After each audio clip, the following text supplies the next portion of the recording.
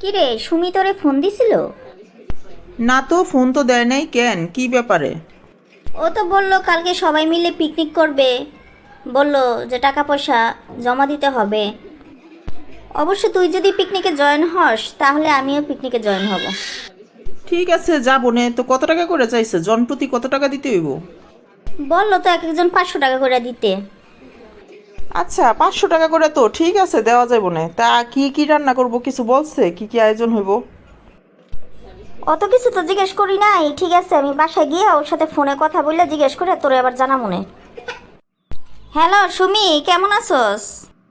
আমি তো ভালোই আছিলাম। নেহার সাথে আজকে দেখা হয়েছিল বুঝছস। তো ওরে পিকনিকের কথাটা বললাম, ও রাজি হয়েছে। এখন কথা হয়েছে তোরা পিকনিকে কি কি আয়োজন করতেছস।